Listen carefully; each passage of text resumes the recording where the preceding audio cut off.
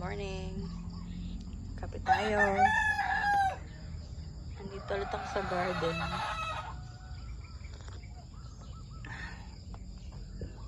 Kakatid ko lang ang aking bunso.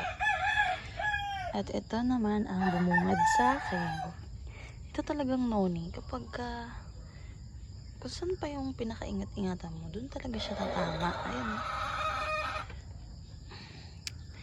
Nakakainis. Tamaan tuloy yung dahon. Nilabas ko kasi ito kasi pumapangit na yung form niya. Ayun o, medyo nag-itililate. Kaya nalabas ko. Kasi nandito na yung mas matagal na araw. Kaso naman, nalaglagan naman siya ng bunga. Kawawa. Ano to eh, muntik na ito mamatay. Binigay ko sa kamag-anak ko. Tapos bumalik niya sa akin kasi malapit na mamatay. Ganito na lang yung natira. Tapos ngayong tinabi ko lang dito nung binalik niya. So ayan, malaki na ulit. Lahat yan guys, halos maubos na. Ito na lang natira sa yung maliit na dito. Ngayon, nung tumagal, naka-recover naman siya. Ito na yung mga dahon na yun. Ngayon. Kasi ito parang baby. Ayan ko nga yung pinalit niyang soil. Parang puro lang. Ayun parang, sorry ang ingay naman ako. Parang puro, tawag dito, Rizal lang. Pero okay naman siya. Yan, so ito yung iba na binilad ko rin.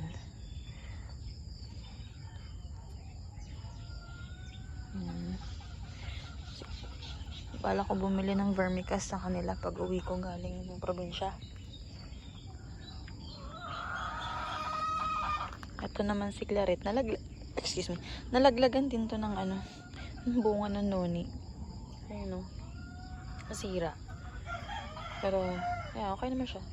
Ito na maganda rito kasi mabilis siya ma-recover. Parang si lang din. Purple Delight. Ay, ayun, may na-sunburn ako doon. Si RZ. Ayan, pero okay naman siya. Mukhang naka-recover naman. Ayan. Ito hindi ko alam kung nag-iisipan ko kung lalagay ko siya sa mas malaking pot o pabayaan ko na lang kasi ang dami pa namang babies na tumutubo. Ayan. Ayan.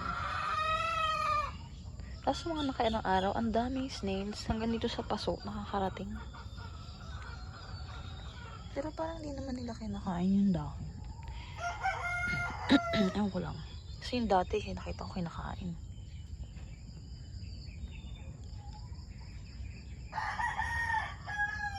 So, kamusta ang weather sa inyo? Dito sa amin, magulo pa din. Hindi pa rin stable yung panahon. Parang sa umaga, ganito, araw. Tapos pagdating naman ng gabi, uulan.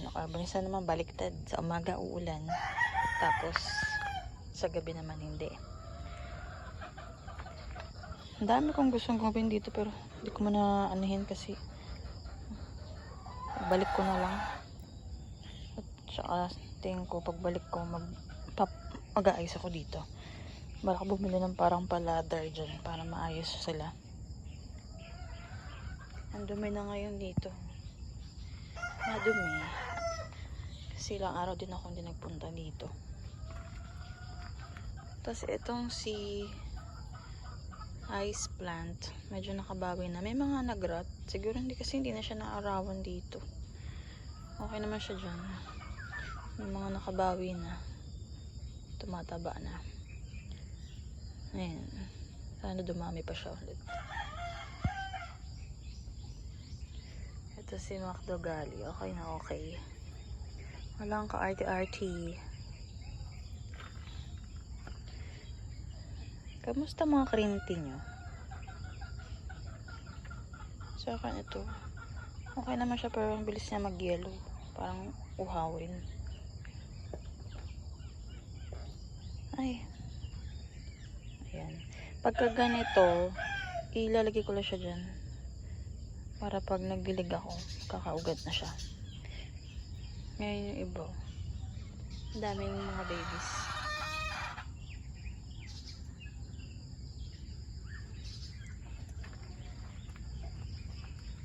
Ang daming kalat. Ayan si Kalancho. Haba na.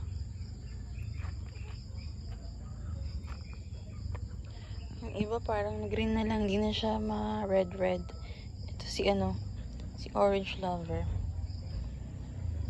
Medyo na siya. Ito naman, medyo okay naman siya dito na.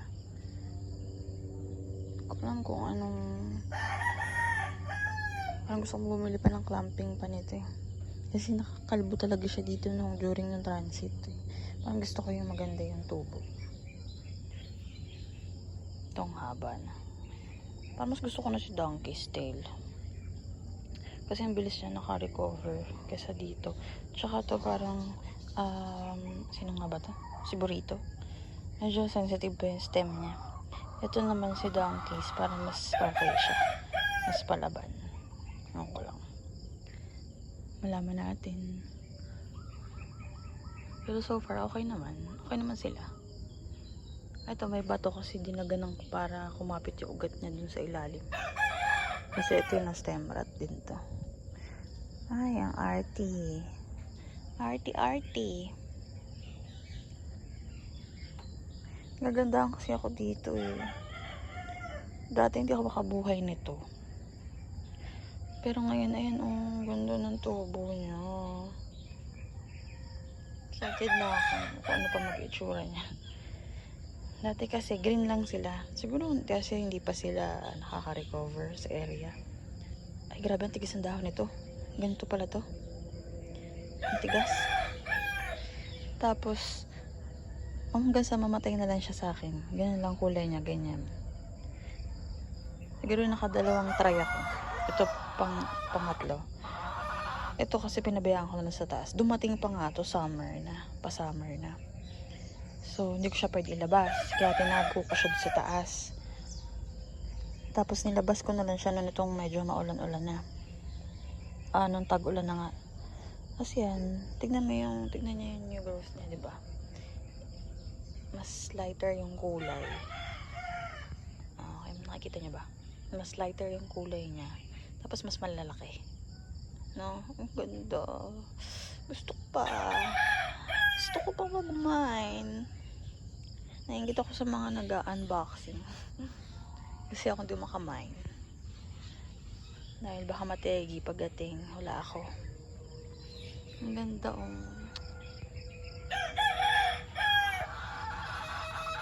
Yan, bibili pa ako niyan pagdating ng November. Kasi gusto ko lang yung tubo niya ngayon. Bagay ito, maganda na rin. Light na rin yung tubo niya. Tsaka malalaki. Yung nakaraang batch ko mamatay yun. Ang pangit na ng tsura, green lang. Tapos maliliit, paliit yung tubo. Dapat pala ganito. Gusto niya medyo open. Ano ba yan? Dami langaw. Medyo open na area. Nung nakaraan kasi hindi siya sa labas. Kaya lang, nasusobrahan sa init. Kasi mainit pa nga nung time na yun. Ito, nasunog. Kaya, pinasok ko dito. At least kahit pa paano. Morning sun. Okay naman siya. Ang ganda kasi na Ay, baka may tips kayo kung paano magpalago ng mga to. Nanonood lang din naman ako ng mga vlogs para matututo ako. Tapos dito, ito yung blue rose, kawawa. Yan. Nantay ko makarecover pa siya. Pero mukhang hindi na siya lalaki, no? Ganyan na lang siya. Kawawa talaga. Ang laki-laki niyan. Tapos nang bumalik sa akin, ganito na siya. Ethylated. Tapos, late na ng mukha. Kawawa.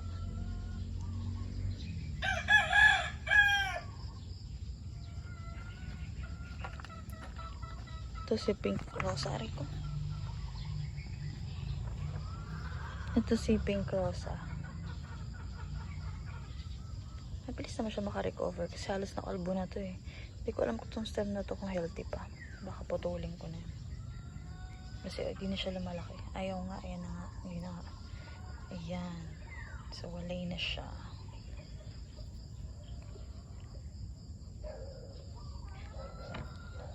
So, alam na, hindi nakabibili niya ang pagka. Ayoko na masyado maarte.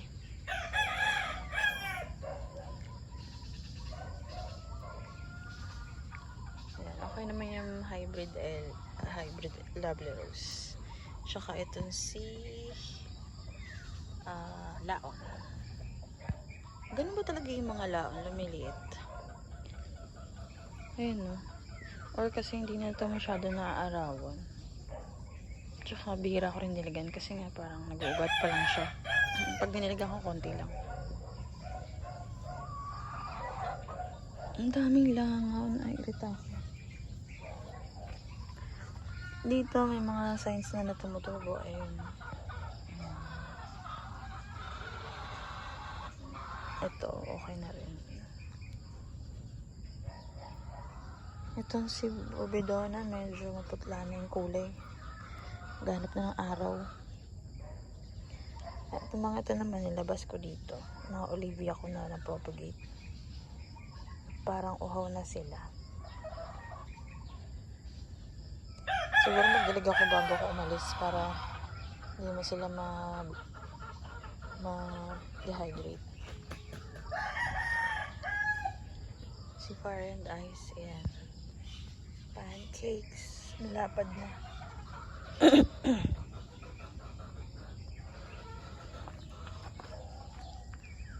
Mga nandito. Okay naman sila.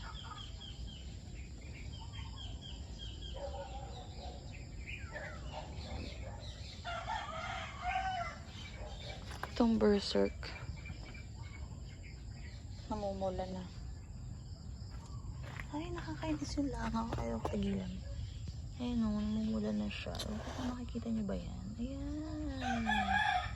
Namumula na siya. Ang ganda ng bagong tubo niya. Sana tuloy-tuloy.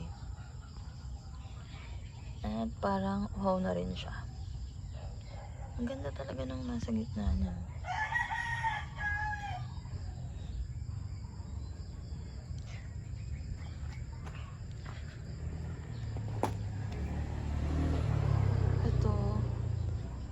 Si Salmon nilabas ko kasi flat na siya, ganap na siya ng sun.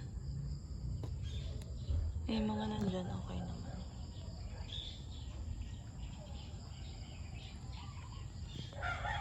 Okay, dito naman tayo sa labas. Okay naman to mga to.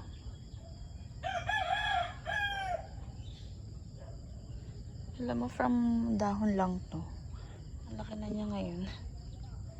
1 year na rin to sa akin. Siguro kung sa medyo malaking pot yan, malago na siya ngayon. Tapos ito din, laki na.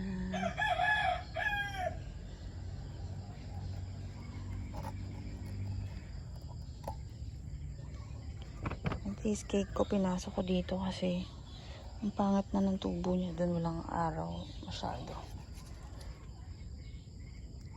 Ayan si Sophia, uhaw na rin, daming uhaw, kailangan ko na magdilig. Ito, naiinis na ako dito sa kuwala. Didiligan ko rin yan mamaya. And ito rin, hindi pa rin siya nakakapag-acclimatize. Hindi pa siya tapos maglagas. So baka uhaw na to. Try ko diligyan kung titigil yung paglalagas niya. Wala naman problema sa stem niya.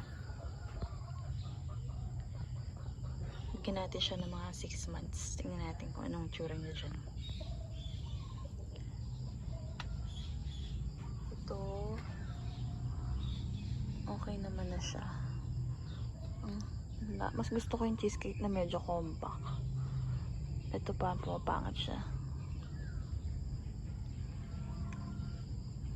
Ay, ano to? fire pillar. Ito naman, okay naman siya dito. Mataba naman. Ito yung mga propagation ko. Ay, mataba pa. Ito din. Namatay yun, pero ito ay tumubo. So, siguro pinantarba sila na. Yan kasi hirap sa mga yan. Kapag yan natulog, tapos sa diligan mo, talagang mamamatay. Pero buti na lang to. Buti na lang. Ano pa rin siya, may tumubo pa rin. So, tuloy-tuloy naman siya dyan. Kasi malamig-lamig na. Same dun sa ano, sa isang nasa big pot. Parang ganun din nangyari dun. Nag-dormant tapos sa diligan ko. Kaya, ano siya, nalusaw. Ito yung cute na hakuho, baby. Basta maliit ang container, hindi sila malaki, no? Kasi yun sa labas, ang laki. Kabatch na yun. Ay. Ito, lapitin to ng millibugs. Kaya minsan, lagi ko siya check. Ito din. Okay naman sila. Yung mga nasa taas ko, okay naman din. Natatakot ako umalis kasi baka mamaya, pagbalik ko, kung ano mangyari sa kanila. Eh, wala naman titingin dito.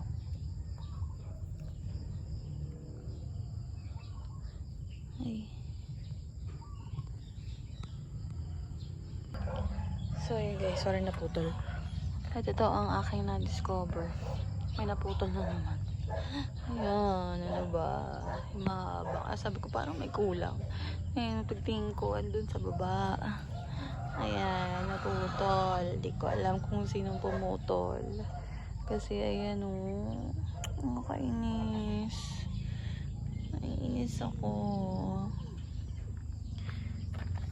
Ayan, kunin ko na lang siya. Wawa. Naputol siya, tapos may isang stem pa na naiwan din na putol. Ano ba yan? Ay, natatakot ako pag umalis ako eh. Baka pagdating ko ganyan, putol-putol na. Hindi ko alam kung ano to, nalaglagan ba to? Oo nga, ayan. Ito na naman yung salarin. Siya na naman. Ay, wait lang, kunin ko lang. So, yun. Ito na siya. Naputol ko pa tong isa. Oh, awa. Ang lago-lago na nun eh. Naputol na naman. Ano kaya gawin ko dito? Itanim ko ulit. Magtutubo kaya. Kasi umuugat naman siya. Kasi ito, no choice. Ipapropagate ko na naman. Nakakaasar. Pero, pa-air dry ko muna to kasi nabasa sila. Kaya ilagay dito na lang, dyan na lang muna sila. Medyo basa eh. Buti nakita ko kasi tatago siya dun. Ito sana tumubo pa to. Natin dyan. Pag hindi ikaw, anong gagawin ko sa'yo? Haba pa naman. Pangit na exposure. Lagay ko na lang muna siya dito. Tingnan natin kung nangihinayang ko dun sa stem eh. Tingnan natin kung tutubo siya dyan na ugat. Sayang talaga. Yung mga ganyan ang hinayang ako kasi ang tagal mo pinalaki ng ganyan. Dumating sa akin na maliit pa. Tapos no, ano lang. Ito yung babies na nandun. Yan. Buti hindi naman natamaan. Kaloka. So sige guys, yun na lang muna for today. So vlog na lang ulit ako bago ko or bukas try ko. Thank you for watching. Sana makapag-subscribe kayo at sana nag-enjoy kayo sa vlog natin today. Thank you. Bye.